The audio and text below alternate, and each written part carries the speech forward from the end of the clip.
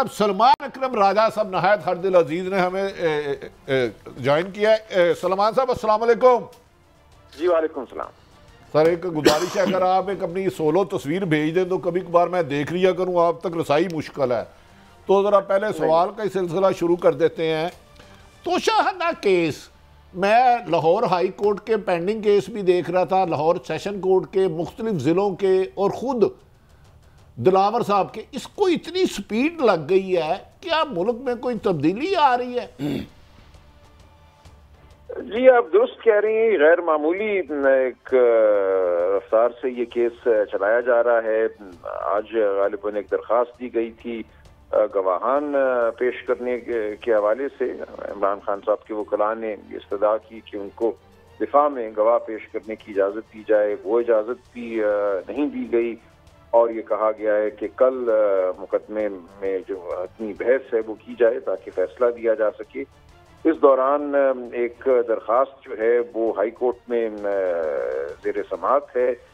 جہاں یہ استدعا کی گئی ہے کہ اس مقدمے کو ان جج صاحب سے، دلاور ہمایوں صاحب سے منتقل کیا جائے، کیونکہ ان کے فیس بک پیج پہ چند ہفتوں پہلے تک بہت ہی نازیبا پوسٹ جو ہیں وہ عمران خان صاحب کے حوالے سے تھیں۔ اب ظاہر ہے کہ ایک شخص جو جج کے منصب پر فائز ہے اور اس کے سامنے ایک شخص پیش ہو رہا ہے اور اس کے حوالے سے وہ کوئی رائے رکھتا ہے جو رائے ایک بظاہر منفی ہے، تو ایسی صورت میں کیا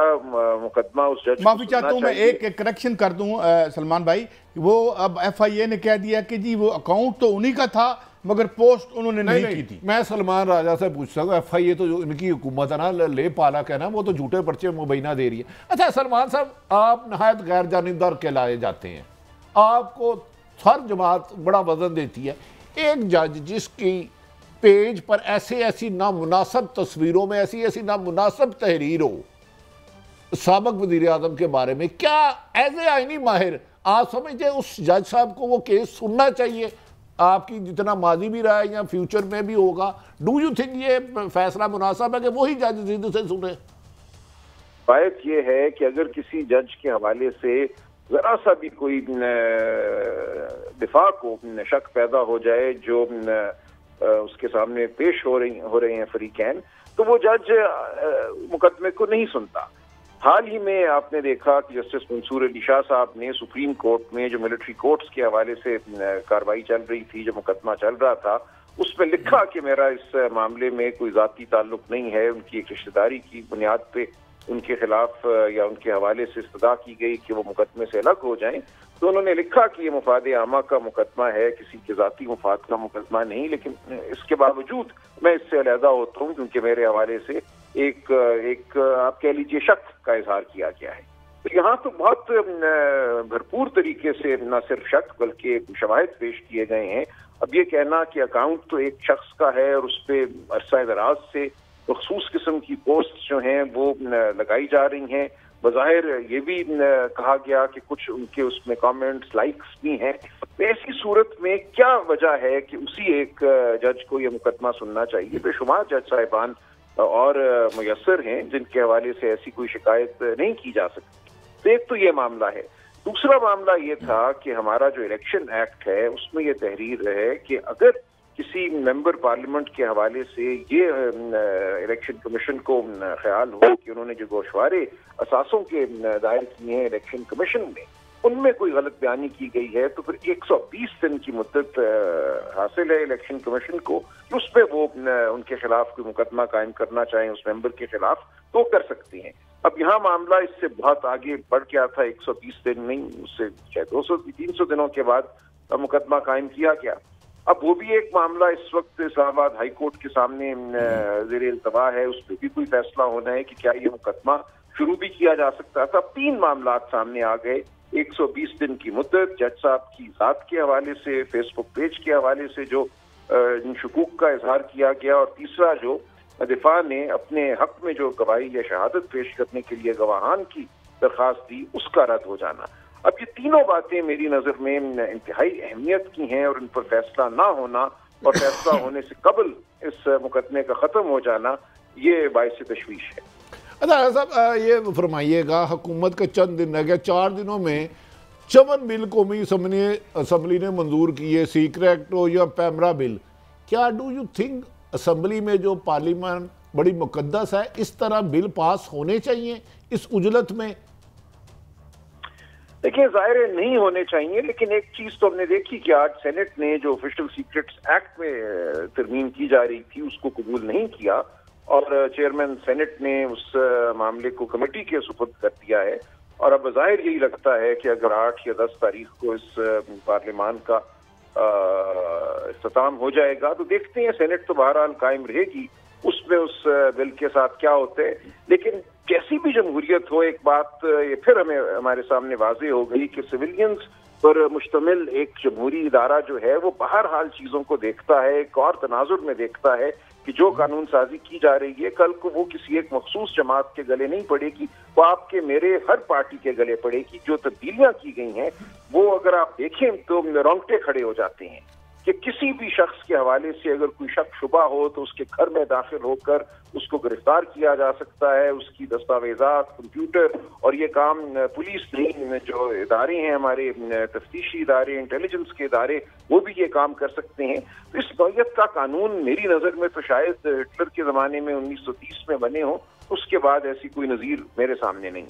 لیکن یہ سلمان اکبر راج صاحب، نیچے سے تو آیا بل جو ایوان زیریں ہے یا نیشنل اسمبلی ہے، اور دوسرا یہ کیوں لگتا ہے انہیں، ہم پہلے بھی دیکھتے رہے آئین لیٹر اینڈ اسپرٹ میں کہاں کر کس ملک میں ہوتا ہے، مگر بہرحال ایک سیملنس رہتی تھی. اب یوں لگتا ہے عوام کو کہ جیسے آئین ہیومن رائٹس یا انسانوں اور عام انسانوں سے جڑے ہوئے جتنے قوانین ہیں یا جو پروٹیکشنز ہیں وہ لگتا ہے کہ رولنگ اشرافیہ سمجھتی ہے ان کے راستے میں رکاوٹ ہے. ایک ایسا تصور بن رہا ہے، آپ کو ایسے لگتا ہے؟ دیکھیں ایسا ہی لگتا ہے، لیکن جب ہم اگر یہ بات کہتے ہیں نا کہ یہ پہلی بار پاکستان کی تاریخ میں ہو رہا ہے تو بہت سے دوست برا مناتے ہیں. وہ یہ کہتے ہیں آپ کو خبر ہی نہیں کہ بلوچستان میں کیا ہوتا رہا ہے، آپ کو خبر ہی نہیں کہ فاٹا میں کیا ہوتا رہا ہے. چلیں یہ ہم نہیں کہتے کہ یہ پہلی بار ہو رہا ہے، اگر یہ پہلے بھی ہوا ہے تو برا تھا، غلط تھا، لیکن آج جو ہو رہا ہے وہ بھی برا اور غلط ہے. ہم سب کو اس حوالے سے میں سمجھتا ہوں وضاحت رکھنی چاہیے اور اس کے خلاف آواز بھی بلند کرنی چاہیے. جو کوئی قانونی راستہ ہے عدالتوں کو کے پاس جانا، اس کے علاوہ سیاسی جو مدافعت کر سکتے ہیں وہ کرنی چاہیے. بلوچستان میں غلط ہو رہا ہے تو یہاں غلط ہونا تو ٹھیک نہیں ہو سکتا. دوسری یہ کہ رہنمائی فرمائیں کہ یہ جو ہے توشہ خانہ کیس، ڈو یو تھنک اس میں سزا ہوگی اور قائم بھی رہے گی؟ کیا اس کیس میں اتنا ویٹ ہے جبکہ پاکستان میں ہزاروں لوگوں نے تحائف لیے؟ لاہور ہائی کورٹ نے حکم صادر فرمایا کہ 1947 سے ساری ڈیٹیل دی جائے. یہاں تک کہ الیکشن کمیشن نے یوسف رضا گیلانی کے صاحبزادے کے پیسے بانٹنے والے کی بھی بھیجی، لیکن اس پہ کارروائی نہیں ہوئی. کیا آپ سمجھ رہے ہیں یہ میرٹ پہ توشہ خانہ سنا جا رہا ہے؟ دیکھیں اب ایک مقدمہ قائم ہے، عدالت کے سامنے ہے، اس میں کوئی گواہی شہادت آئی ہے، اس سے میں پوری طرح واقف نہیں ہوں، لیکن بظاہر جو مقدمہ ہے وہ تو یہی ہے کہ قیمت جو ہے کم ادا کی گئی. اب اس میں سوال یہ ہوگا، میں کوئی رائے نہیں دے رہا کہ قیمت کا تعین کس نے کیا تھا ان تحفوں کے حوالے سے، کیا ثبوت سامنے آیا ہے کہ اس قیمت کا کم تعین کروایا گیا کسی کے ڈر اور خوف کی وجہ سے یا اثر کی وجہ سے. یہ تمام باتیں ہیں جن کے حوالے سے جو شہادت سامنے آئے گی اس کی بنیاد پر فیصلہ ہونا چاہیے. اور ظاہر ہے ٹرائل کورٹ کا فیصلہ جو ہے وہ بعد میں اعلیٰ عدالتوں میں جائے گا، ہائی کورٹ، سپریم کورٹ میں جائے گا، لیکن ظاہر ہے اس میں وقت لگتا ہے. تو میں اس مقدمے کی جو جزیات ہیں، جو شہادت یا گواہی ریکارڈ ہوئی ہے، اس حوالے سے تو نہیں کچھ کہنا چاہتا، لیکن بظاہر یہ مقدمہ اسی نوعیت کا لگ رہا ہے جیسے مقدمے ماضی میں رہے ہیں سیاست کے تابع. لیکن جو بھی ہوگا وہ بہرحال ہمارے سامنے بات آ جائے گی جب فیصلہ لکھا جائے گا کہ کیا شہادت تھی، کیا گواہی تھی. اچھا سلمان صاحب، آج ایکس پرائم منسٹر کو 4 گواہ پیش کرنے کی اجازت نہیں دی گئی، انہوں نے اپنے ملٹری سیکرٹری کا نام دیا، وہ بھی تحائف جا کے دیتے تھے، ان کو بھی نہیں بلایا گیا. کیا آپ سمجھتے ہیں اس پہ ان کا حق تلفی کی جا رہی ہے، یہ میرٹ پہ سنا جا رہا ہے؟ دیکھیں اپنا دفاع جو ہے پیش کرنا یہ ایک بڑا بنیادی حق ہے کسی بھی ملزم کا، کہ اس کو یہ حق دیا جاتا ہے. ہم کہتے ہیں ہی کنٹرولز ہز ڈیفینس. یہ قانون میں ایک اصول ہے کہ جو ملزم ہے اس کو حق ہے کہ اس نے اپنے آپ کو کیسے اپنا دفاع کیسے کرنا ہے. اب یہ کہنا کہ یہ جو گواہ تم پیش کر رہے ہو یہ فضول ہیں، غالباً ایک بریگیڈیئر صاحب کو جو ان کے ملٹری سیکرٹری تھے ان کو پیش کرنے کی استدعا کی گئی تھی کہ وہ بتائیں گے کہ یہ جو تحائف تھے ان کی قیمت کیسے لگی، کیا لایا عمل تھا، اور اب ان کو اگر پیش نہ کرنے دیا جائے تو ظاہر ہے ایک بات تو سمجھ میں آتی ہے کہ جو دفاع تھا اس کو پوری طرح سے گواہی پیش کرنے کی اجازت نہیں دی گئی۔ باقی بھی گواہان جو ہیں بظاہر ان کا تعلق فائنانس اکاؤنٹنگ سے تھا، لیکن یہ ملزم کا حق ہوتا ہے کہ وہ اپنے دفاع میں کس کو پیش کرنا چاہتا ہے۔